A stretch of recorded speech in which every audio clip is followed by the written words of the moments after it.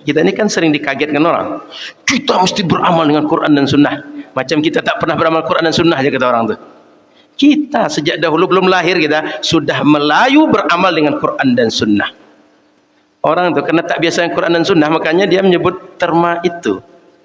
Dia tak biasa dengan Quran dan Sunnah, biasa dengan nafsu. Maka dia, kita mesti kembali pada Quran dan Sunnah. Karena dia tak selama ini tak bersama Quran dan Sunnah.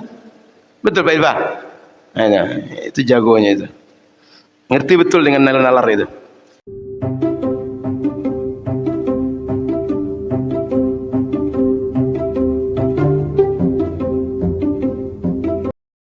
Assalamualaikum warahmatullahi wabarakatuh. Bismillahirrahmanirrahim. Alhamdulillahirabbil alamin. Allahumma salli ala sayyidina Muhammadin nabiyil ummi wa ala alihi wa ashabihi wa man tabi'ahum bi ihsan ila yaumiddin. Asyhadu an la ilaha illallah wahdah al-malikul haqqul mubin. Wa asyhadu anna Muhammadar Rasulullah sallallahu alaihi wasallam sadiqul wa'dil amin. Qala subhanaka la ilma lana illa ma 'allamtana innaka antal alimul hakim. Wa qala rabbi shrah li sadri wa yassir li amri wahlul 'uqdatam min lisani yafqahu qawli. Alhamdulillah, kita bersyukur pada Allah Subhanahu wa taala di hari yang ke-22 Ramadan 1445 Hijriah. Kita sehat, bisa ibadah siang, ibadah malam, puasa, qiyam, tilawatul Quran dan ibadah yang lain. Semoga semua kita istiqamah sampai akhir Ramadan dan semoga sampai akhir hayat kita istiqamah untuk taat kepada Allah Subhanahu wa taala. Amin ya rabbal alamin. Salawat berangkai salam kepada Rasulullah sallallahu alaihi wasallam. Semoga kita patut untuk nanti di akhirat berkumpul bersama Rasulullah sallallahu alaihi wasallam, bersama orang-orang yang dicintai oleh Rasul dan mencintai Rasulullah sallallahu alaihi wasallam. Amin ya rabbal alamin. Yang sama-sama kita muliakan guru kita Ustaz Khairuddin Ahmad Jais. Saya anggaplah lebih senior sedikit dari beliau, tapi ada kesenioran beliau yang saya tak bisa kalahkan. Nah, jadi kalau ada orang menganggap saya hebat dibanding beliau, ada hebat saya tak bisa, saya harus mengakui saya tak bisa mengalahkan beliau. Nah, jadi yang lain-lain mungkin akan angkat bendera putih seperti saya jika berhadapan dengan beliau. Yang sama-sama kita muliakan para guru kita yang lain, ada Ustaz Zulkarnain, ada imam kita dan semua yang hadir. Mohon maaf kalau tidak tersebut, tidak kenal satu persatu dengan nama dan gelaran. Semoga semuanya dirahmati oleh Allah Subhanahu wa taala. Bapak Ibu sahabat yang dirahmati Allah Subhanahu wa taala, karena buku sudah datang dan sudah ada di tangan sebagian kita, saya akan langsung kepada buku ini untuk menjelaskan apa yang kita bahas di buku ini dan kenapa buku ini ditulis. Di tangan saya ada buku kembaran dari buku ini. Jadi penulis kitab sebelumnya menulis kitab namanya Itqanus Sunnah fi tahqiqi ma'nal bid'ah. Lalu buku ini tersebar di masyarakat. Di antara orang yang membaca buku itu namanya Ustaz Muhammad Said. Di halaman 7 ada beliau cerita sababut ta'lif hadal kitab. Tengok halaman 7. Ada seorang murid beliau pengarang kitab ini, Al-Ustaz Muhammad Said katanya. Paragraf kedua di halaman 7.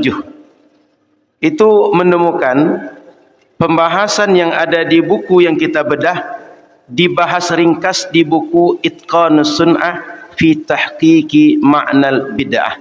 Sehingga beliau minta tolong ditulis agak panjang, tolong dijabarkan agak lebih luas. Maka ditulislah kitab ini. Kitab Itqanus Sunnah fi tahqiqi ma'nal bid'ah ini sebuah buku yang memaparkan dengan lebih gamblang tentang makna bid'ah. Baik melihat penafsiran Quran, penjelasan hadis Rasul dan pendekatan usul fikih. Lalu di dalam pembahasannya dibahas sekilas tentang at-tarku la yufidu tahrima. Bahwa secara usul ketika Rasul sallallahu alaihi wasallam, sahabat, para ulama salaf tidak melakukan satu amal, tidak berarti bahwa yang mereka tak lakukan itu bermakna haram untuk dibuat. Dibahas sekilas saja di dalam buku Itqanus Sunnah. Maka muncullah buku itu. Yang menarik, di dalam buku Itqanus Sunnah ini, qala Ibnul Arabi, beliau menukilkan sebuah perkataan Imam Ibnul Arabi. Belum ada di buku para ustaz, di buku saya. Laisatil bid'atu wal muhdatsatu mazmumaini li lafzi bid'atin wa muhdatsin wala ma'nahuma. Kata Imam Ibnul Arabi bahwa bid'ah dan perkara baru, apa saja yang baru itu, tidaklah dia atau dianggap dia tercela oleh syariat karena redaksi bid'ah, karena redaksi muhdats, atau karena makna kedua redaksi tadi. Wa innama yudhammu minal bid'ati ma khalafas sunnah. Tetapi bid'ah itu dicela oleh syariat ketika dia bertentangan dengan sunnah. Paham? Jadi bid'ah atau perkara baru tidak dicela oleh syariat karena dia di-brand sebagai bid'ah atau di-brand dengan muhdats. Tetapi dia dicela oleh syariat ketika dia bertentangan dengan sunnah. Wa yudhammu minal muhdatsati ma da'a ila dhalalah. Dan dicela perkara baru ketika perkara-perkara baru ini membuat orang sesat. Bukan karena dia statusnya baru muncul sekarang, tapi karena yang baru itu dia menggiring orang untuk sesat, makanya dicela muhdatsat oleh syariat. Paham kira-kira maksud ini? Kan sering kawan-kawan kita ini bermain dengan istilah. Katanya kalau bid'ah itu nanti setiap yang baru adalah bid'ah, yang tak dibuat Rasul bid'ah. Lalu dikonter oleh kawan, gimana kalau ceramah di TV Roja, dakwah di Radio Hidayah 1 FM 103,4, itu bid'ah atau tidak? Oh, bid'ah itu ada bid'ah duniawiyah, ada diniyah. Sementara kullu bid'atin dhalalah, setiap yang bid'ah sesat. Pas dikejar, bid'ah dibagi dua. Ketika kita bagi bid'ah sunnah, bid'ah hasanah, bid'ah sayyi'ah, oh semua bid'ah sesat. Ngerti nalarnya? Jadi ketika untuk orang, semua bid'ah sesat.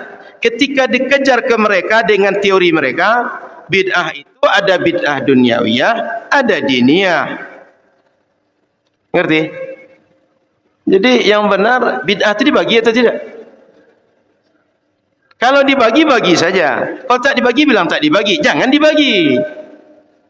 Maka perlu para hadirin rahmati Allah SWT, orang-orang Wahabi ini, mereka orang paling kontradiksi dengan diri mereka sendiri sebelum kontradiksi dengan orang lain. Jadi Wahabi itu nggak usah diadu-adu betul dengan ulama, adu aja dia dengan diri dia. Maka kalau Wahabi sudah main nalar, balik aja nalar ke dia. Contoh kemarin ada di Facebook saya, orang komen, Ustaz Zul Ikrami bedah buku. Beliau menyampaikan isi buku itu bahwa ahlu sunnah ada 3 kelompok, kata Imam Subki. 1, kelompok Asy'ariyah dan Maturidiyah. 2, ahlul athar, imamnya Imam Ahmad. Yang 3, ahlul wujudan, yang mereka para ulama tasawuf. Lalu apa kata orang Wahabi? Sejak kapan ucapan Imam Subki menjadi hujjah? Qaul sahabi saja diperselisihkan. Saya sambung. Kalau qaul sahabi saja diperselisihkan, kok qaul Wahabi enggak pernah diperselisihkan? Hanya benar saja, enggak pernah ada salahnya. Ngerti? Jika fatwa sahabat, ijtihad sahabat, pendapat sahabat berselisih orang, ada yang mengatakan hujjah, ada yang tidak. Kok fatwa ulama Wahabi yang masih hidup sekarang, dah kencing lurus dah tidak, itu tidak ada selisih pendapat, qaulan wahidan, sepakat harus diambil, hanya benar saja. Kira-kira Wahabi lebih hebat mana daripada sahabi? Paham nalar ni? Jadi kadang-kadang dunia terbalik ini mesti kita paham juga, agar kita jangan akhir-akhirnya bingung, saya ini masih waras atau tidak. Sebab saking banyaknya orang gila, kita bingung dengan kewarasan kita. Paham maksud saya? Jadi Bapak Ibu sahabat dirahmati Allah, sengaja saya buka dengan kalimat itu karena banyak orang bermain dengan kalimat bid'ah. Apa kata beliau? Bid'ah itu bukan dia dicela syariat karena redaksinya, karena brandnya, karena istilahnya. Dia dicela karena bertentangan dengan sunnah. Itu poin pentingnya. Saya masuk kepada kitab kita. Kitab kita ini, beliau punya banyak pisau analisa yang secara umum ilmu usul fikih dan analisa hadis. Karena beliau ini dikenal khatimatul huffaz.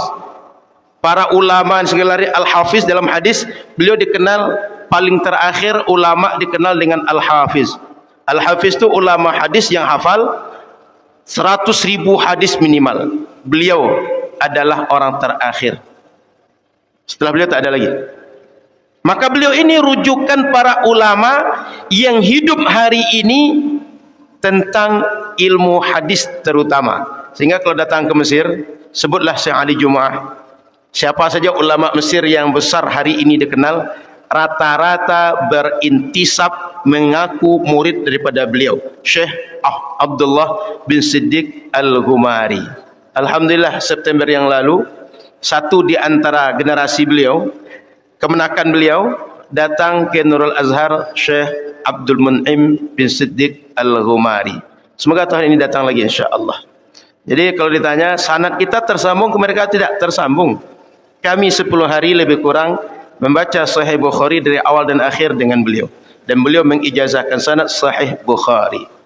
Sehingga yang ngaku-ngaku sunnah itu, atau ngaku-ngaku kami sunnah itu, kita tinggal adu sanad saja. Sudah punya sanad Sahih Bukhari atau belum? Pernah baca Sahih Bukhari dari awal sampai akhir atau belum? Sebentar lagi Sahih Muslim akan kami baca awal sampai akhir. Tinggal kita adu sanad saja. Kalau ngaku sunnah, mana lebih sunnah mana? Kita dengan dia. Lanjut. Di kitab ini, beliau di halaman 8 boleh lihat sebagai pengantar bagi beliau untuk pisau analisa.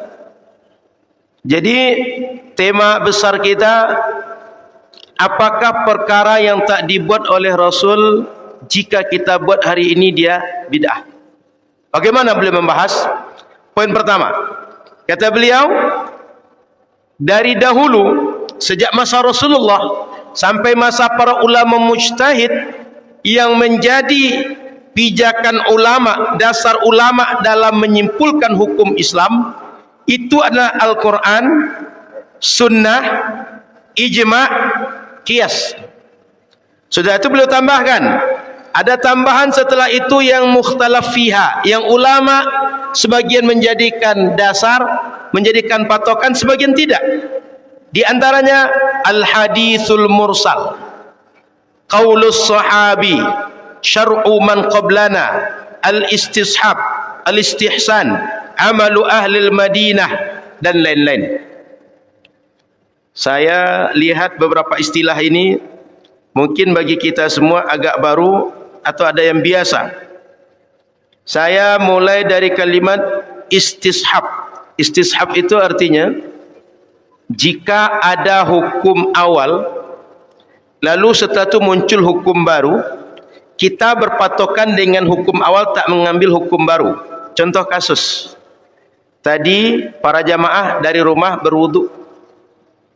Sampai di sini, karena sudah mulai bedah buku, langsung duduk. Setelah 1 jam kita bedah buku, datang waktu asar, mau sholat asar. Timbul ragu, saya masih punya wudu atau tidak? Kira-kira langsung sholat atau mesti wudu lagi? Tadi dah pasti wudu nih. Sampai di sini, karena ada aktivitas bedah buku nih, ragu saya ini wudu masih ada atau sudah batal. Arti kan ada hukum dua nih. Tadi status suci, karena muncul ragu, status sekarang kita meragukan suci tadi sehingga kita menganggap muhdas atau orang yang berhadas. Pertanyaannya, langsung sholat atau berwudu lagi? Mengambil hukum awal. Itulah contoh kasusnya. Bahwa hukum awal saya pasti suci, yakin saya. Tapi muncul belakangan keraguan saya suci atau tidak. Kira-kira kalau dibuat analogi, yakin dengan ragu mana yang lebih kuat? Ada lemah, ada kuat. Kalau diadu mana lebih kuat? Kalau kita wudu yakin kuat, muncul keraguan belakangan, ragu itu namanya status kita masih suci atau tidak. Berarti ragu ini lemah. Yang lemah diadu dengan yang kuat, tak pernah menang yang lemah. Nah, kecuali lah kasus-kasus tertentu lah. Nah, contoh standar umur wakil presiden misalnya. Itu kan bisa dibuat gitu kan. Maka secara nalar yang lemah diadu yang kuat, selalu lemah ini kalah. Yang lapuk diadu dengan yang kokoh, selalu yang lapuk ini kalah. Maka ketika kita memutuskan sholat, saya memutuskan saya status suci dengan hukum awal dan mengabaikan hukum yang kedua ini. Itu istishab namanya. Itu tak ada penjelasan dari Quran dan hadis tuh. Kamu kalau datang dari rumah tadi, lalu kamu batal wudu, apa kamu ragu batal wudu atau tidak? Kamu mesti wudu lagi atau tak usah wudu lagi? Tak ada Quran dan hadis menjelaskan itu. Tapi istishab sebagai pisau analisa untuk kita boleh langsung sholat. Jadi apa yang ingin beliau sampaikan dari hujjah tadi atau dari sumber-sumber hukum tadi, bahwa kita kalau ingin menyebutkan hukum Islam mesti berpijak dengan Alkitab, As-Sunnah, Al-Ijma', Al-Qiyas, Al-Istihsan, Al-Istishab, Syar'u man qablana, Masalih Mursalah, Uruf dan lain-lain. Kalau tak bersumber dari itu, maka dia bersumber dari nafsu, bukan dari ilmu. Paham? Ya nanti tinggal kita tanya, orang Salafi bilang atau Wahabi bilang habis sholat asar atau habis zuhur kita jabat tangan, itu bid'ah atau itu haram, itu terlarang. Tinggal tanya, ini dasar anda bilang terlarang, dasar anda bilang bid'ah ini dari mana? Ngerti? Dari sumber hukum yang kita sebut tadi atau tidak? Kalau tidak berarti dari nafsu anda. Anda tukang buat syariat, anda Tuhan itu. Anda tukang buat hukum baru. Inilah ahli bid'ah tu. Paham? Jadi kalau ingin menyatakan ini haram, ini halal, ini boleh, ini tidak, ini makruh, ini sunnah, ini mubah, dasarnya mesti yang disebutkan oleh beliau di tamhid tadi itu. Dasarnya pemikiran dari Al-Quran, dari sunnah, dari ijma', qiyas dan seterusnya. Paham sampai di sini? Poin kedua, beliau bukakan hukum syariat itu ada 5. Di dalam para ulama usul fikih mendefinisikan hukum syariat, apa kata mereka? Al-hukmu syar'i khitabullah al-muta'allaq bi af'alil mukallafin bil iqtida' aw at-takhir. Jumpa itu? Khitabullah al-muta'allaq bi fi'lil mukallaf di situ. Kalau kita tengok dalam kitab-kitab usul fikih, di antaranya Membaydawi menjelaskan bahwa disebut hukum Allah itu penjelasan Allah terhadap perbuatan kita. Bapak Ibu mendengar sekarang ini hukumnya apa?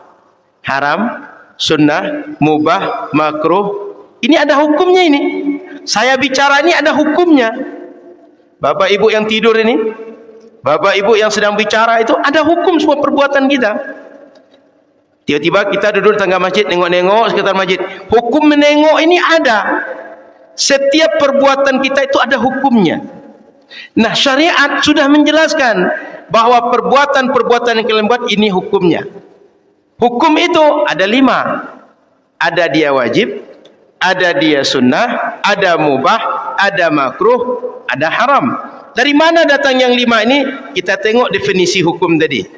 Penjelasan Allah terhadap perbuatan hamba Apakah berbentuk aktif melakukan pekerjaan atau meninggalkan pekerjaan, atau memilih melakukan atau meninggalkan pekerjaan? Kalau melakukan pekerjaan ada derajatnya wajib, ada yang sunnah. Meninggalkan pekerjaan ada derajatnya haram, ada yang makruh. Memilih melakukan atau tidak, mubah. Di hukum syariat itu, kerjakanlah, tinggalkanlah, atau pilihlah kata syariat. Kalau tidak ada seperti itu kata syariat, berarti hukum datang dari selain syariat. Ngerti ya? Jadi kata syariat, kerjakanlah itu bisa wajib, bisa sunnah. Tinggalkanlah atau jangan kerjakan, bisa haram, bisa makruh. Silahkan kerjakan atau tinggalkan, pilih saja. Ini mubah. 5 hukum syariat. Artinya apa? Tidak ada yang namanya hukum syariat bid'ah. Paham? Tak ada namanya hukum syariat bid'ah. Dan tidak ada namanya hukum syariat at-tarku. Apa at-tarku? Nabi tak melakukan, sahabat tak melakukan, maka ketika tak melakukan, muncul hukum terlarang jika kita lakukan. Paham? Hukum syariat 5 saja.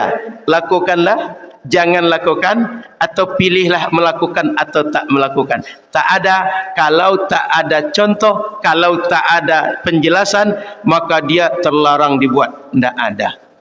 Mau dibuka kitab usul fikih dari yang paling tipis sampai paling tebal, nggak akan jumpa hukum syariat seperti itu. Paham nalar kedua? Tadi sumber hukum sudah itu, apa saja hukum syariat.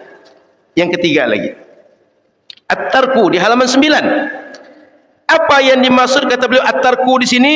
Ayatrukan Nabi sallallahu alaihi wasallam syai'an lam yaf'alhu aw yatrukuhu salaf as-salih min ghairi ayyatiya hadithun aw atharun bin nahi an dhalika syai'il matruki yaqtadi tahrimahu aw karahatahu. Pembahasan kita ini membahas tentang bahwa kalau Nabi meninggalkan sebuah pekerjaan, tak melakukan sebuah pekerjaan, contoh Nabi tak melakukan bedah buku macam kita ini ketika iktikaf 10 Ramadan terakhir. Pernah dengar Nabi bedah buku? Sayyidina Umar bedah buku pernah dengar? Khalifah yang 4 bedah buku pernah dengar? Nah, pakai buku macam ini lagi. Apalagi kalau nanti pakai proyektor pula, disiarkan live streaming, pernah dengar? Enggak ada kan? Jadi Nabi tak membuat, kira-kira biar mudah dipahami, Nabi tak buat bedah buku macam ini. Dan para ulama salafus saleh juga tak membuat. Kemudian tidak ada satupun hadis atau ayat Quran atau ucapan ulama baik dari kalangan sahabat atau salafus saleh yang melarang yang tidak dibuat itu. Intinya tak dibuat, dan tidak ada penjelasan dari Quran, dari hadis, dari ucapan sahabat bahwa yang tak dibuat ini terlarang. Ngerti? Intinya cuma tak ada jumpa dalil, tak ada penjelasan. Lalu ketika semua itu tidak ada, apakah bila kita buat yaqtadi tahrimahu aw karahatahu? Apakah bila kita buat dia akan menjadi haram atau menjadi makruh kalau kita buat? Paham masalah? Fokus kita di situ. Nabi tak membuat, Rasul, sahabat, ulama salaf tak membuat. Kemudian tak ada penjelasan bahwa yang tak dibuat itu terlarang oleh syariat. Kan bedah buku ini ada penjelasan bahwa larang oleh syariat kan? Jabat tangan setelah solat itu kan enggak ada penjelasan syariat itu terlarang kan? Paling kalau orang punya dalil, tak jumpa Rasul jabat tangan dengan sahabat habis salat. Kan gitu kan? Termasuk zikir antar tarawih itu. Setiap 2 rakaat kita salam, lalu ada doa, ada solawat, ada zikir, ada istighfar. Itu kan paling dalil orang Rasul tak membuat. Tapi Rasul tak membuat, kemudian ada dalil menjelaskan bahwa itu terlarang, kan enggak ada. Ada yang jumpa larang sampai sekarang? Tak ada. Justru kalau kita tengok di masa para ulama mazhab yang 4 hidup dulu, masa sahabat hidup dulu, mereka memang mengisi jeda setiap 4 rakaat itu dengan doa, dengan zikir, dengan sholat, bahkan tawaf kalau yang di Makkah. Makanya di Madinah karena tak bisa tawaf, Imam Malik dengan ulama Madinah, tawaf ini supaya dapat juga pahala yang banyak di saat-saat jeda, dibuatlah solat 2 kali 2 rakaat. Pengisi jeda setiap 4 rakaat, 20 rakaat tarawih. Maka orang Madinah tarawih 20 rakaat tambah 4 rakaat setiap jeda, karena 20 4 kali jeda, 4 kali 4 16 tambah 20 36 tarawih orang Madinah. Jadi kalau ada yang tanya, ya kira salaf membuat tidak berdoa berzikir antar jeda tadi itu. Itu Imam Malik saksinya. Kira-kira solat dengan zikir lebih banyak mana pekerjaan solat pada zikir? Zikir itu kan bagian kecil pada solat. Jika yang besarnya boleh, yang kecil lebih boleh. Ngerti maksud saya? Solat dan zikir itu kan keduanya adalah sama ibadah. Zikir bagian dari solat. Kalau Imam Malik dan ulama Madinah, ini salaf atau bukan? Imam Malik salaf atau bukan? Imam Malik itu meninggal 179. Kata Imam Ibnu Hajar Al-Haytami, Al-Mutaqaddimun itu, ulama yang disebut dengan salaf itu, yang hidup 4 abad pertama Islam. 179 masuk salaf atau tidak? Imam Abu Hasan meninggal 324, salaf atau tidak? Salaf. Imam Malik dan pengikut Imam Malik 4 rakaat enggak dibuat salaf. Mau Imam Malik membuat, mau salaf seperti apa lagi? Kalau salaf 88 memang tak ada zaman itu. Paham maksud saya?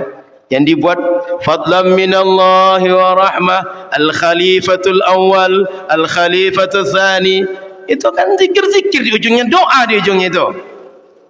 Sudah dibuat oleh ulama salaf. Yang paling mudah tengok amalan Imam Malik.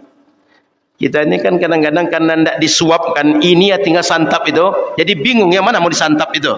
Imam Malik itu tinggal santap sebenarnya, cuma nalar kita tak sampai ke situ. Kira-kira perbuatan Imam Malik ini bisa jadi dalil atau tidak? Enggak sampai nalar kita ke situ. Padahal itu dalil. Ngerti? Ada Rasul ngajarkan solat 4 rakaat setiap jeda 4 rakaat tadi itu. Jangankan Rasul, Sayyidina Umar juga enggak ngajar kan? Ngerti? Jadi kalaulah dihitung-hitung bid'ah, kira-kira Imam Malik itu bid'ah atau tidak nih? Jika solatnya Imam Malik itu tak ada ajaran Rasul, tak ada ajaran sahabat, zikir kita tak ada ajaran Rasul, ajaran sahabat, ngopi, mauta, ngobrol-ngobrol, santai-santai, leha-leha, ada ajaran Rasul dan sahabat. Kita kalau tengok kehidupan Rasul dan sahabat itu, tengok kata Rasul, tanamu aini wa la yanamu qalbi. Mataku ini bisa tidur kata Nabi, tapi hatiku tak pernah tidur. Maknanya Nabi itu tak pernah putus berzikir. Orang Wahabi memahami bahawa istirahah itu, jeda itu, nyantai-nyantai. Enggak. Itu kalian, Nabi enggak gitu, sahabat enggak gitu. Santainya sahabat itu, mereka tak bergerak badan, tapi hati mereka tak lepas berzikir. Orang awak ni kadang-kadang disamakannya Rasul dengan dia, disamakannya sahabat dengan dia. Ibarat pelari sprinter. Orang sprinter itu larinya 100 meter itu 1 menit kurang dia. Awak lumpuh, kakinya tak bisa bergerak, mengaku pula saya paling hebat dibanding Zohri yang dulu juara dunia itu. Dia kan manusia, saya juga manusia. Dia orang Lombok, saya orang Riau. Lebih maju Riau pada Lombok itu lagi katanya. Dia lupa, dia lumpuh. Zohri itu juara internasional, sprinter paling kencang di dunia. Ngerti maksud saya? Disamakannya santainya para sahabat dengan santai mereka, ngobrol-ngobrol, ngopi-ngopi. Awak disebut bid'ah, dia tak bid'ah. Padahal entah lebih bid'ah mana dia dibanding kita.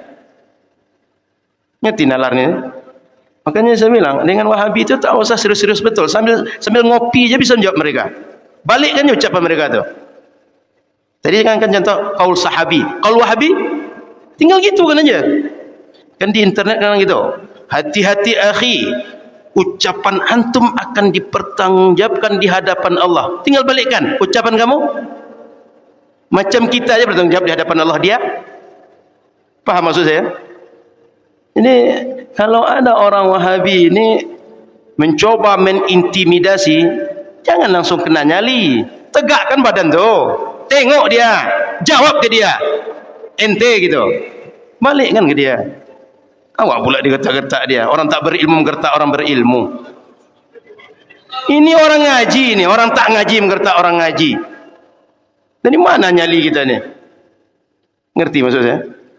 Jadi termasuk nanti yang ngaji-ngaji ni, kalau satu saat di perjalanan, kan musafir nanti kalau pulang kampung, tak jelas siapa akan jadi imam, tolong maju. Jangan biarkan sembarang orang maju. Tak siapa-siapa kadang yang maju di perjalanan itu. Solat kita di musola halte, yang ngaji-ngaji ini tolong maju jadi imam. Nanti jangan-jangan yang jadi imam itu orang yang tak beres bersuci dia. Orang tak beres baca bismillah dia. Untung solatnya sir, tak tahu kita. Jadi saran saya yang alim ni, yang mengerti, yang mengaji ni, tolong jadi imam. Di kampung-kampung kita nampak semuanya pada pada tawaduk, mendahulukan yang lain tu jadi imam. Tolong jangan mundur, jangan biarkan orang maju. Maju kita. Jelas kita mengaji. Orang tak mengaji pula dibiarkan untuk jadi imam.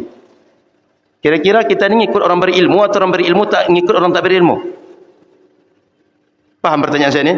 Jadi tolong nanti abang, kakak, ibu, bapak, termasuk yang nonton pengajian ini, jika di satu saat ada kondisi semua orang tawaduk merasa yang lainnya jadi imam, tolong segera maju.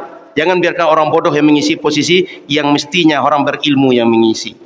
Balik kita kepada buku kita. Jadi jelas bahawa Nabi tak melakukan, kemudian tambah, tak ada penjelasan bahawa yang tak dilakukan itu dia terlarang dibuat. Ngerti? Jadi dua poin-poinnya. Satu, tak dibuat oleh Rasul, tak buat oleh sahabat, tak dibuat ulama salaf. Yang kedua, tidak ada penjelasan syariat melarang yang tidak dibuat itu untuk dibuat, baik secara langsung atau tidak langsung. Ini. Kita lanjut di halaman 10. Beliau memberikan beberapa nalar berfikir kepada kita. Apa kata beliau? Inna tarkan Nabi sallallahu alaihi wasallam syai'an fayahtamilu wujuhan ghair tahrim. Nabi kalau tak membuat sesuatu itu, banyak kemungkinan selain yang haram, selain bermakna haram. Contoh kata beliau, satu, ayyakuna tarkuhu adatan. Boleh jadi Nabi meninggalkan sesuatu karena adat, tak biasa beliau. Contoh, dihidangkan daging bakar. Bagi orang kampung itu makanan paling lezat, tapi Rasul tak makan. Ketika itu sahabat merasa heran, Rasul kenapa tak makan? Bertanyalah sahabat, aharamun huwa, apakah yang kami makan ini haram sehingga engkau tak makan?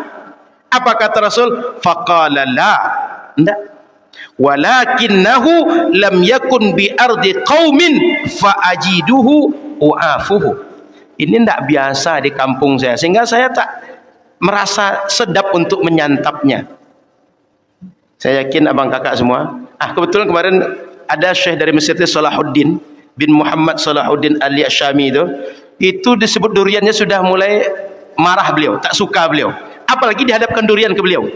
Kenapa? Orang Mesir tak biasa menghadapi rimba Indonesia yang banyak duriannya. Sehingga baru sebut durian ya, sudah merasa alergi beliau. Apalagi durian dihadapkan ke beliau. Kenapa? Bukan karena durian haram, tapi karena beliau tak biasa makan durian. Rasul pernah mengalami itu. Dihidangkan makanan, tak dimakan Rasul. Kenapa? Karena Rasul tak biasa makan itu. Kan kita kadang-kadang juga begitu kan? Meskipun kata orang kampung ini makan paling enak di kampung kami. Kan kalau datang kita ubi tumbuk.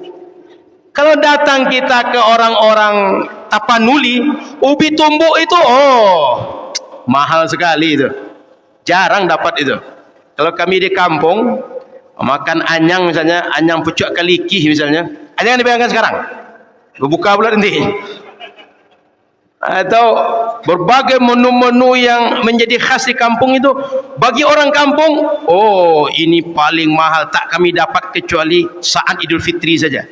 Tapi bagi kita yang tak biasa makan, biasa saja. Bahkan melihat saja menampak macam tak selera kita. Ngerti? Maka Rasul kadang-kadang tak melakukan sesuatu, tak mau sesuatu karena tak biasa saja. Bukan karena yang dilakukan orang lain Rasul tak melakukan, karena haram Rasul tak melakukannya. Paham? Kemungkinan pertama Rasul tak melakukan itu karena tak sejalan dengan adat Rasul. Yang kedua, ayyakuna tarkuhu nisyanan. Mungkin Rasul meninggalkan sesuatu itu karena lupa. Maka dicontohkan oleh beliau, sahha sallallahu alaihi wasallam fi sholati fataraka minha syai'an fasu'ila hal hadatsa fi sholati syai'un faqala innama ana basharun ansa kama tansawna fa idza nasitu fadzakkiruni. Rasul waktu itu salat mestinya 4 rakaat, cuma 2 rakaat. Sahabat nanya, Rasul, apakah terjadi sesuatu waktu salat tadi? Contoh wahyu turun atau engkau lupa? Kata Rasul, saya ini manusia macam kalian, saya lupa sama seperti kalian lupa. Maka kalau saya lupa, ingatkan. Apa kata sahabat? Kita sholat baru 2 rakaat Rasul. Anggap Ustaz Qadri bilang, Rasul kita baru 2 rakaat. Lalu kata Rasul diuji, Bang, betul kita baru 2 rakaat? Betul baru 2 rakaat? Betul baru 2 rakaat? Diuji dengan lain. Ternyata semua sepakat baru 2 rakaat. Maka oleh Rasul diajak berdiri, lalu disempurnakan sholat jadi 4 rakaat. Di ujung ditutup dengan sujud sahwi. Apa poinnya? 2 rakaat yang tak dikerjakan Rasul bukan karena berubah perintah syariat, bukan karena dia haram dia buat, bukan karena makruh dibuat. Rasul lupa membuat yang 2 rakaat yang belum dibuat tadi. Ngerti? Tapi kalau kita tengok lebih lanjut, ada hikmah di balik lupa Rasul tadi. Jadi mengerti kita kalau kejadian kita lupa dengan jumlah rakaat, maka ada sujud sahwi sebagai solusi bagi orang yang lupa dalam salatnya. Paham dari sini? Potensi yang ketiga, apa makna Rasul tak membuat itu?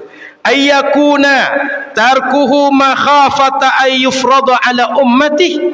Nabi khawatir kalau sesuatu yang beliau tinggalkan itu bila beliau lakukan jadi wajib bagi umat. Contoh salat tarawih setiap malam Ramadan. Bil munasabah, sekedar sekilas menyinggung saja. Yang disebut tarawih itu cuma 20 rakaat atau lebih. Yang 11 rakaat bukan tarawih. Jangan niat tarawih soal 11 itu. Kenapa? Salat 11 itu qiyam Ramadan atau qiyamul lail. Silakan tengok hadis Aisyah dalam Sahih Bukhari, itu salat malam Nabi di Ramadan dan di luar Ramadan. Kalau niat tarawih salat yang 20, yang bukan 20 itu bukan tarawih. Masa salat duha niatnya witir? Ngerti? Masa niat salatnya qiyamul lail niatkan tarawih? Paham? Yang tarawih itu yang 20 dan yang lebih dari 20 rakaat. Yang 11 itu salat malam Rasul di Ramadan dan di luar Ramadan. Maka kalau salat 11 niatnya qiyamul lail, qiyam Ramadan atau usolli sunnah. Jangan bilang tarawih. Bukan tarawih yang itu. Ngerti? Jadi Rasul sallallahu alaihi wasallam tidak melakukan salat berjamaah dengan sahabat tiap malam, khawatir kalau nanti jadi wajib salat jamaah qiyam Ramadan itu tiap malam. Bukan karena haram salat malam tadi itu. Ngerti? Bukan karena haram. Rasul takut kalau wajib umat ini siang puasa, malam salat malam. Berat bagi umat. Ini ada banyak tinggal dah. Apalagi ditambah pula dengan i'tikaf. Jadi Rasul sayang dengan umat. Yang keempat, ayyakuna tarkuhu li'adami tafkirihi fih. Melakukan itu tak terpikir oleh beliau, tak terlintas di pikiran beliau. Contoh kasus waktu itu, dibuatkan mimbar. Rasul waktu itu kalau menyampaikan wahyu di depan sahabat bicara, habis sholat selaku imam bicara atau berdiri, tapi tak naik ke atas mimbar. Lalu diusulkan sahabat, Rasul, gimana kalau kami buatkan mimbar? Sehingga kalau engkau bicara lebih tinggi, kalau engkau mencontohkan, lebih nampak oleh kami dari belakang. Rasul itu pernah mencontohkan tata cara sholat dari atas mimbar. Ketika sujud, dia turun ke bawah. Selesai sujud, naik lagi ke atas. Itu Sahih Bukhari ada penjelasan itu. Maka Bapak Ibu rahmati Allah SWT, tak terpikir oleh Rasul. Kenapa tak terpikir? Bukan karena itu haram, bukan karena itu terlarang. Rasul selaku pemimpin umat banyak pekerjaan makro yang lebih penting beliau pikirkan dibanding yang remeh-temeh yang bisa terpikir oleh banyak orang.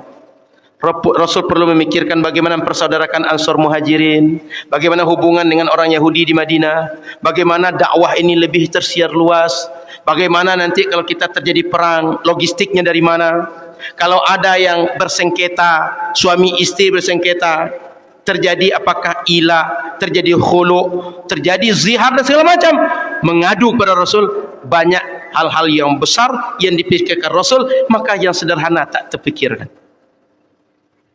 Jadi Bapak Ibu, kalaulah kita bertanya, kira-kira kita tanya Pak Prabowo, andaikan dia jadi presiden nanti, terfikir naklah dia bahwa bedah buku ni maslahat untuk umat Islam? Paham maksud saya? Jadi presiden tu jangan berfikir hal-hal yang teknis kayak orang cari itu. Jadi presiden tu berfikir yang besar, ide. Maka tengok Pak Anies ketika bicara selalu bicara ide, bukan bicara teknis. Yang teknis-teknis itu bicara orang-orang suruhan. Ngerti? Jadi manajer itu, seorang leader itu bicara ide, narasi. Bukan gimana cara masangkan baut ke sini ke mic ini, bukan itu. Itu bukan begitu. Presiden tidak itu bicaranya. Paham? Jadi Rasul itu bicara skala besar. Maka yang kecil-kecil umat yang ingat diusulkan kepada Rasul, diterima oleh Rasul, maka muncullah dia belakangan. Contoh mimbar. Lanjut. Yang kelima potensinya. Ayyakuna tarkuhu lidukhulihi fi umumi ayatin au ahadis. Menurut Rasul, ini tidak perlu penjelasan spesifik lagi. Kenapa? Penjelasan ayat, hadis yang menjelaskan umum sudah banyak. Kita perlu tahu realita bahwa perbuatan baik itu sangat-sangat banyak, tak terhitung oleh kita.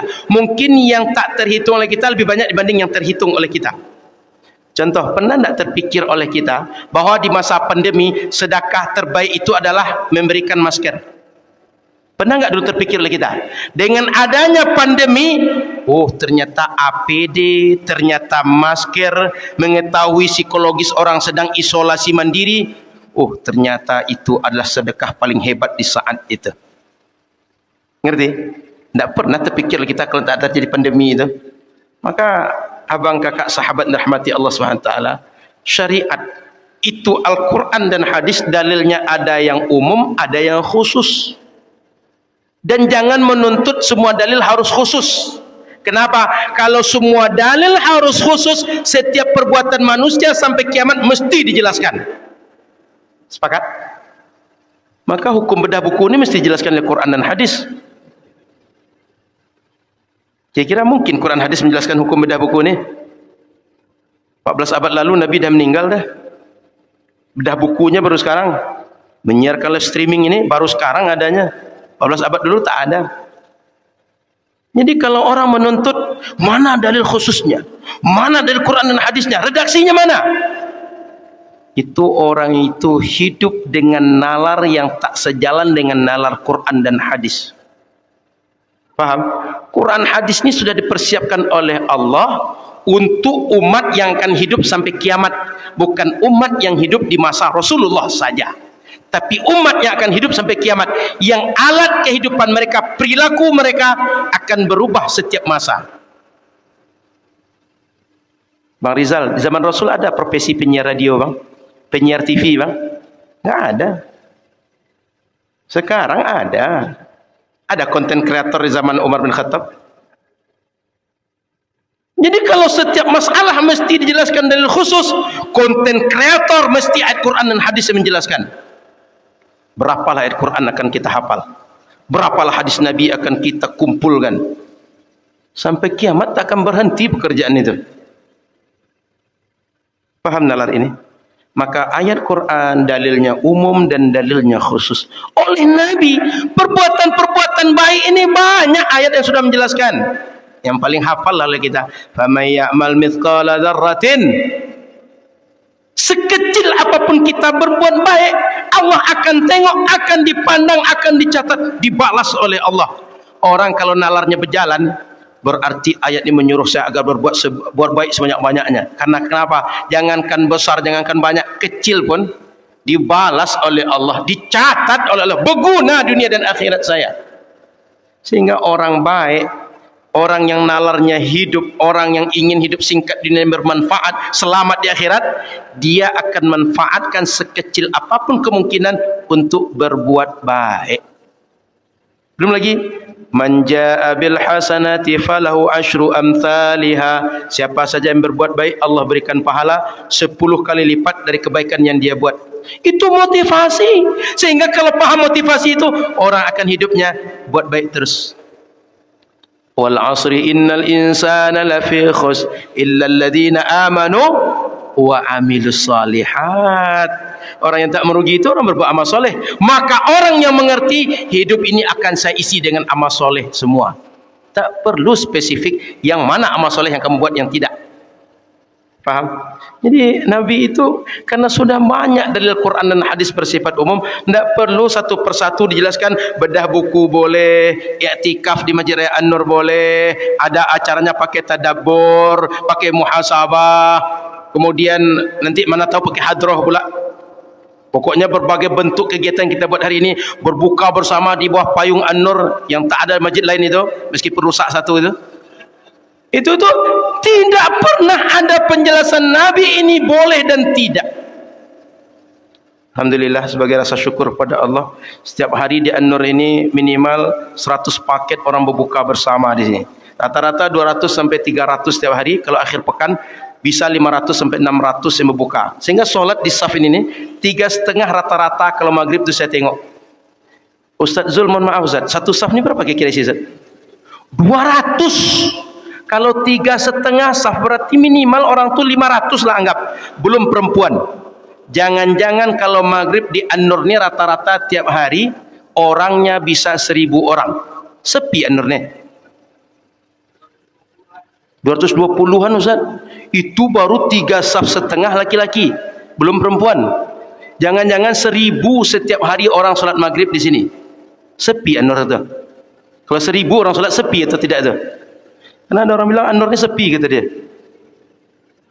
Kalau tak datang ke An-Nur memang tak nampak orang di An-Nur. Tapi kalau datang ke An-Nur nampak. Saya karena sering berbuka di sini, tahu saya 3,5 saf di sini. Ini Bapak Ibu yang dirahmati Allah Subhanahu wa taala, kita itu bicara itu dengan realita. Jangan kata orang begini begitu kita ikut pula. Lanjut.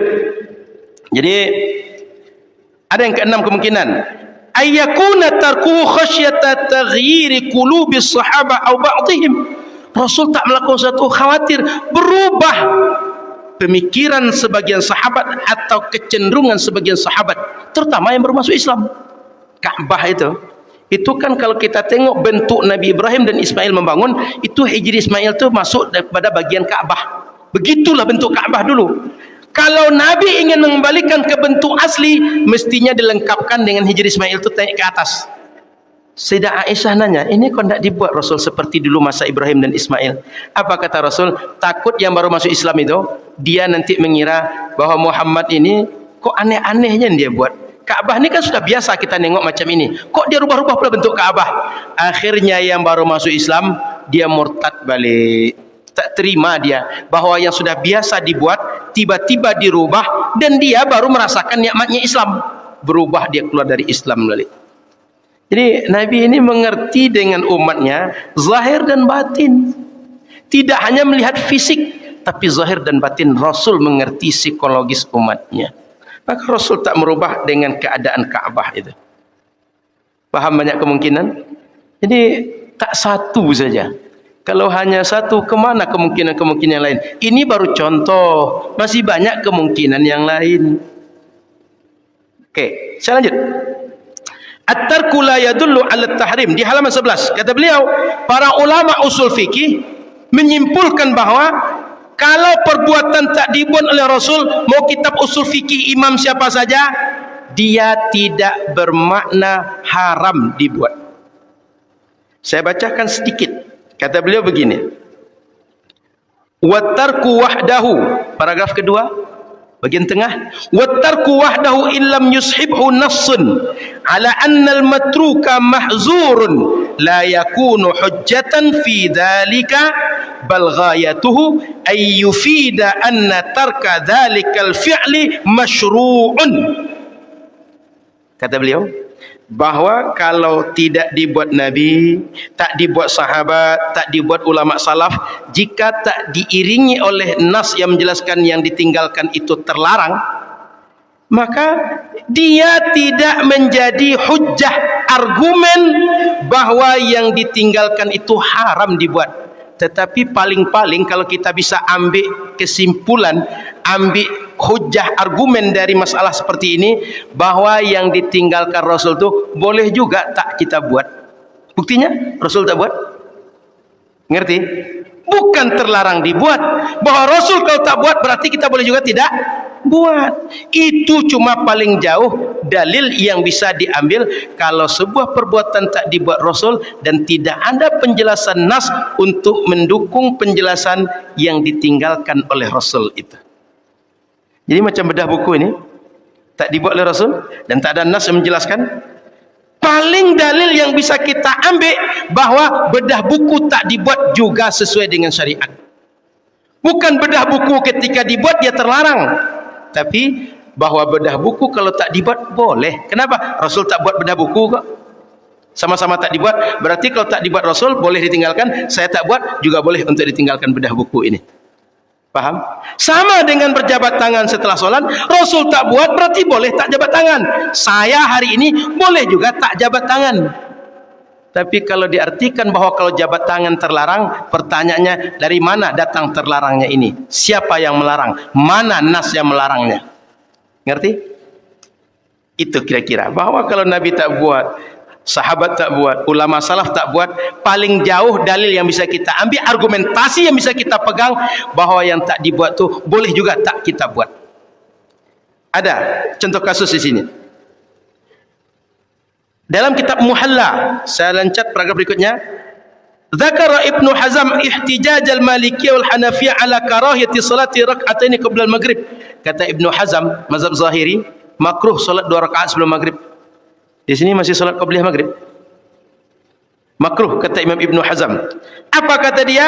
Dasarnya biqauli Ibrahim An-Nakhai. Karena seorang tabi'in Ibrahim An-Nakhai mengatakan anna Abu Bakrin wa Umar wa Utsman kanu la yusallunaha. Dulu Abu Bakar, Umar, Utsman tak melakukan salat qabliyah maghrib yang 2 rakaat itu.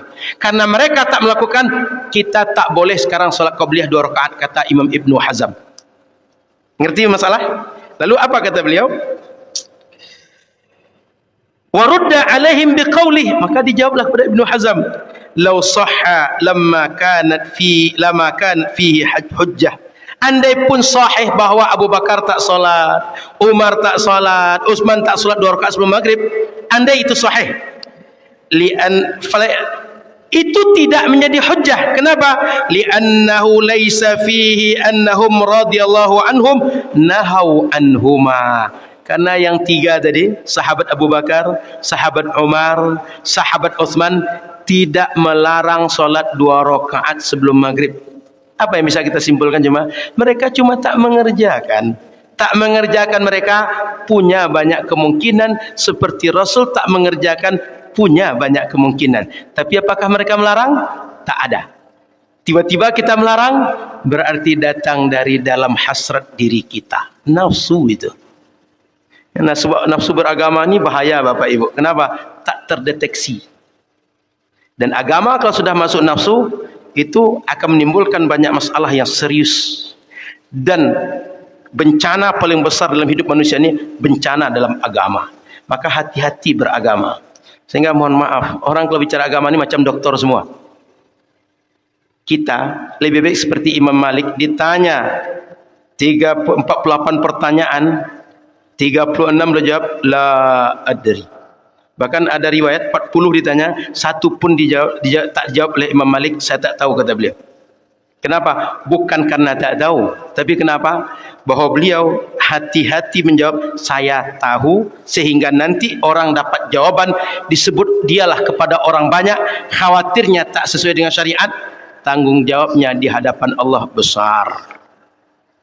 Ini masalah agama ini, kalau tak tahu sebut tak tahu, pergi mengaji, bertanya pada orang alim. Bil munasabah, saya singgung sedikit. Orang Melayu ini sejak dahulu beramal agama berdasarkan Quran dan Sunnah. Apa buktinya? Asal mereka masalah agama bertanya pada orang alim. Contoh menyembelih ayam di kampung-kampung. Di kampung saya, waktu saya kecil, asal nyembelih ayam pergi ke masjid atau pergi ke rumah orang Siak. Di kampung saya tak tahu tempat lain. Kenapa? Takut kalau dia menyembelih tidak benar menurut syariat bangkai yang dia makan. Kira-kira dia ikut orang alim kenapa? Dia anggap orang alim mengerti. Orang alim mengerti dari mana? Dia belajar agama. Dari mana orang alim belajar agama? Dari gurunya. Gurunya pada gurunya, gurunya pada gurunya.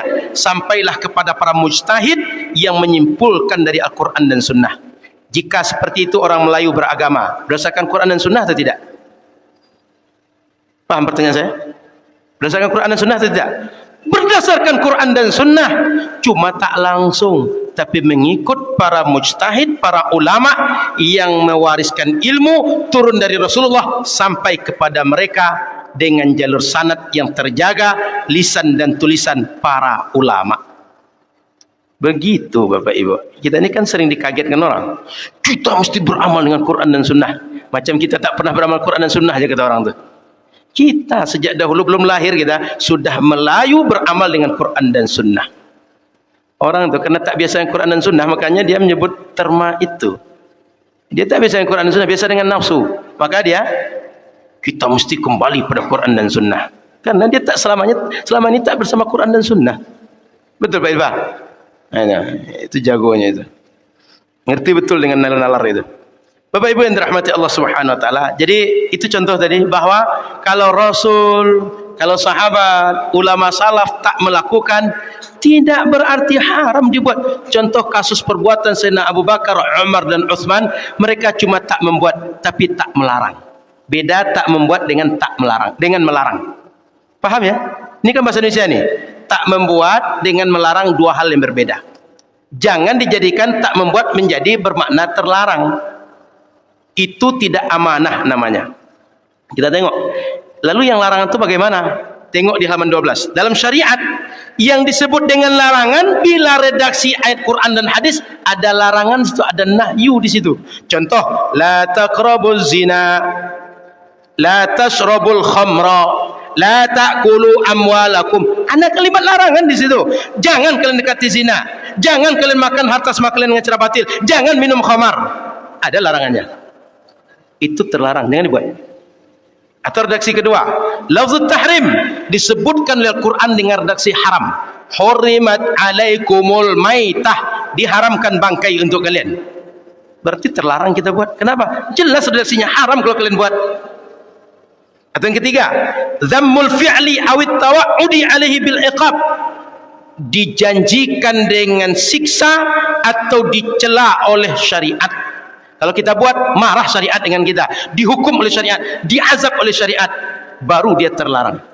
Tapi kalau tak ada indikasi seperti ini, maka sebuah perbuatan syariat dia tidak bermakna terlarang. Sehingga kalau boleh balik ke awal sedikit, muqaddimah tahqiq di halaman 5. Tengok halaman 5 sekadar tahu saja, saya tidak akan membahas bahwa dalam syariat kalau ada nahyu, ulama usul fikih menjelaskan maknanya tak sekedar otomatis haram atau makruh, banyak. Bahkan maknanya bisa al-irsyad, bisa ad-du'a, bisa bayanul aqibah, bisa lit-taqlil wal ihtiqar, bisa al-ya's di halaman 5. Nanti silahkan tengok masing-masing. Sehingga kalau belajar usul fikih, kami dulu di Al-Azhar semester kuliah tingkat 1 sampai tingkat 4 setiap tahun tu pasti belajar usul fikih. Fikih pasti belajar usul fikih, fikih perbandingan, tafsir ayat ahkam, hadis ahkam, setiap tahun kami belajar kuliah syariah. Maka Bapak Ibu rahmati Allah Subhanahu wa taala, usul fikih menjelaskan redaksi larangan dalam Al-Qur'an, satu kalau ada nahyu, dua redaksi menjelaskan haram, tiga dicela perbuatan itu oleh syariat. Ini yang tak dibuat Rasul, tak ada penjelasan nasnya, enggak ada satu di antara tiga tadi. Kok bisa dia terlarang? Datang dari mana dia? Ngerti? Itu hubungannya. Kita tengok lagi analisa yang lain. Ayat Quran, "Wa ma atakumur rasulu fakhudhuhu wa ma nahakum anhu fantahu." Yang Rasul ajarkan, yang Rasul jelaskan, yang Rasul sampaikan, ambil oleh kalian, buat. Dan yang Rasul larang, tinggalkan oleh kalian. Tapi tak ada redaksi Quran wa ma tarakahu fantahu anhu, dan yang ditinggalkan, yang dibiarkan, yang tak dibuat oleh Rasul, maka tinggalkanlah oleh kalian. Tak ada. Maka jangan kalian buat, tak ada itu. Kalau ada orang membuat-buat belakangan bahwa karena Rasul tak buat, dia terlarang, hukum datang dari dia, bukan dari syariat. Itu ya Quran buktinya. Redaksinya boleh tengok di Quran terjemah kalau tak paham bahasa Arab tadi itu. Contoh di hadis Nabi lagi, kata Nabi, ma amartukum bihi fa'tu minhu mastata'tum. Apa saja yang aku suruh kalian buat semampu yang kalian bisa.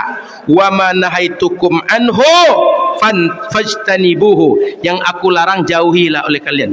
Rasul tak menyebut yang aku tinggalkan, yang tidak aku buat maka jauhilah oleh kalian. Tak ada itu. Paham? Jadi buatlah atau janganlah buat. Kira-kira begitu kata Rasul. Tidak ada yang tidak aku buat, yang aku diamkan, yang aku tinggalkan. Bahwa aku tak pakai sarung pergi solat macam kita ini, maka kalian jangan buat pula. Tak ada keterangan itu. Aku tak pakai macam peci hitam ni, macam kita ni. Rasul tak membuat ini bukan berarti kalau kita buat sekarang dia otomatis haram kita buat. Ngerti? Yang haram tu kalau Rasul larang, kalau Quran larang, kalau hadis larang. Yang keempat analisanya, annal usuliyin arafu sunnata bi annaha qaulun nabi, bahwa sunnah itu qaul nabi, kemudian fi'lun nabi, takrirun nabi. Sunnah itu perbuatan nabi, ucapan nabi, persetujuan nabi. Tidak ada tarkuhu, tak ada yang tak dibuat nabi. Jadi jangan kira bahwa nabi tak buat sesuatu itu sunnah juga. Tidak ada. Sunnah itu cuma 3. Perbuatan nabi, perkataan nabi, persetujuan nabi. Maka kalau ada orang tiba-tiba melarang, sunnah yang mana di antara yang 3 ini? Ngerti? Lanjut.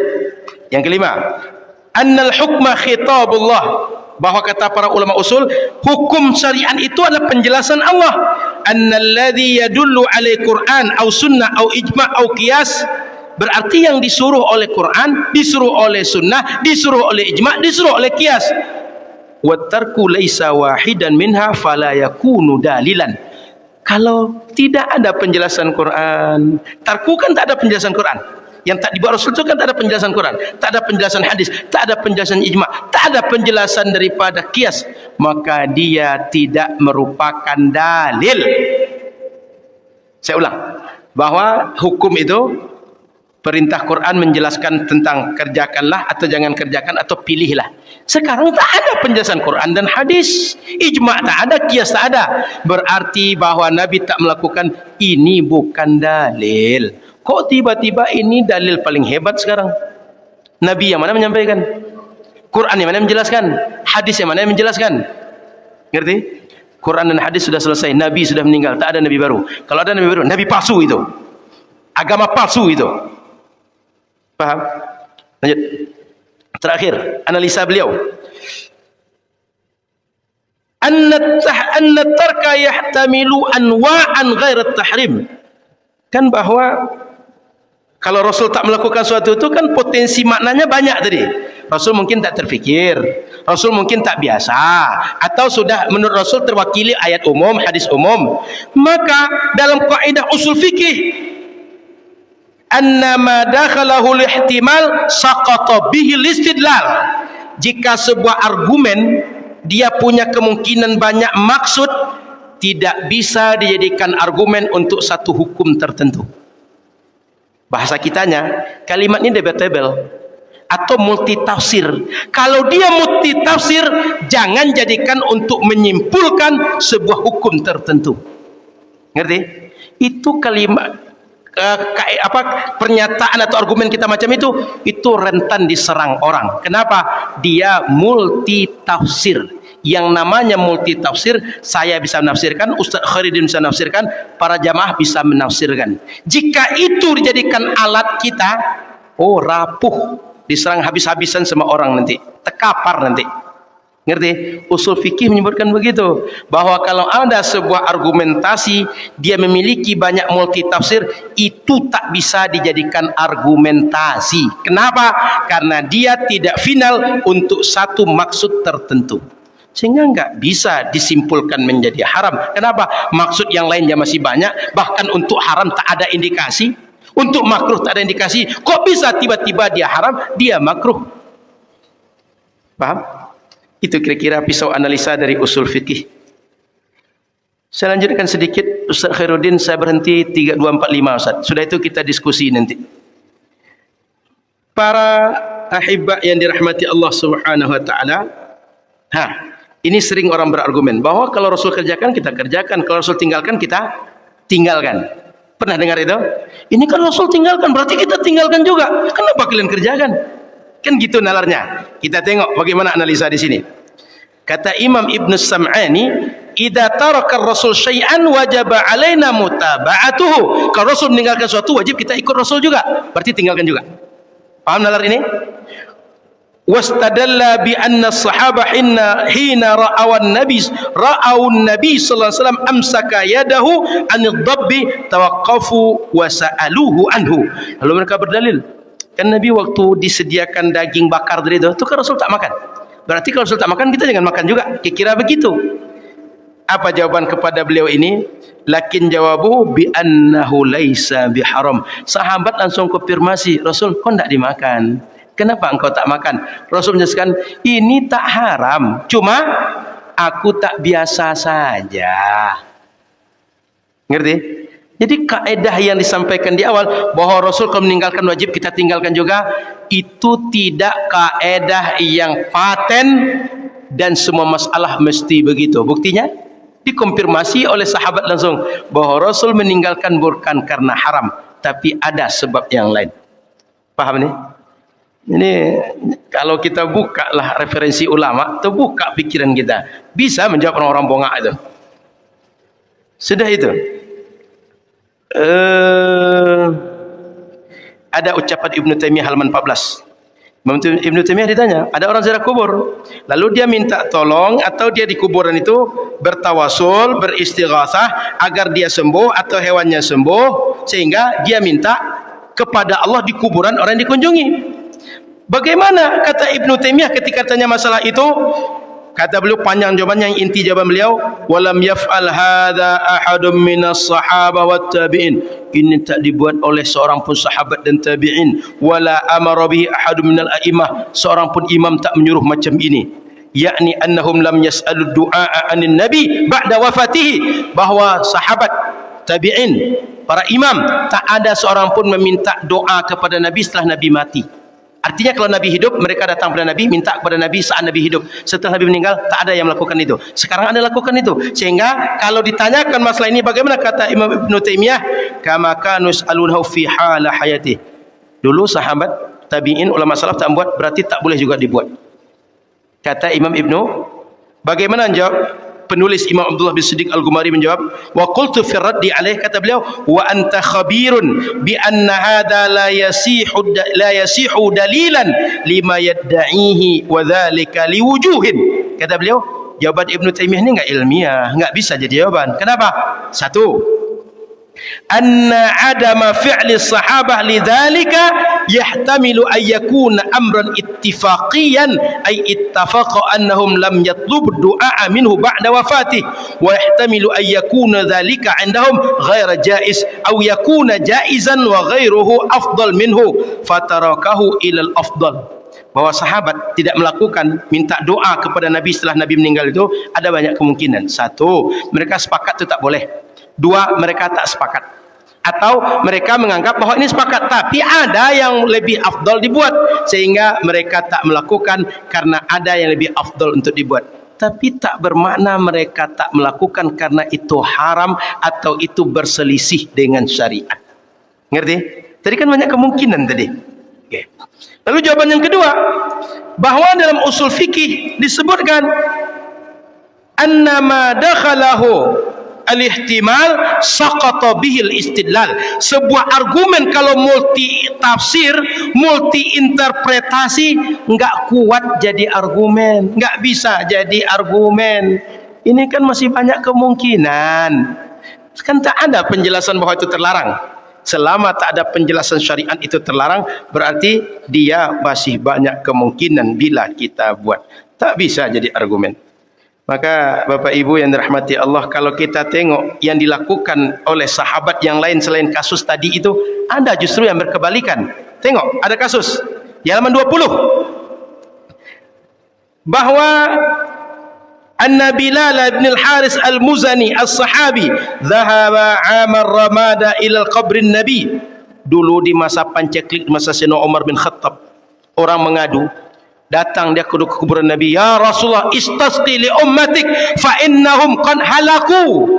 Kata sahabat Bilal bin Haris as-Sahabi itu, Nabi, tolonglah minta kepada Allah agar diturunkan hujan, karena orang Madinah hampir mati saking panjangnya kemarau, tak ada air lagi. Lalu apa yang terjadi? Fa'atahu fil manami.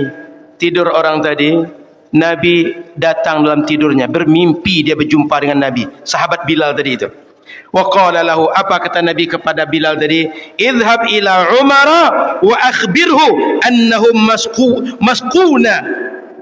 Pergi pada Umar, kasih tahu pada Umar, kalian akan disiram sebentar lagi, hujan akan turun kepada kalian.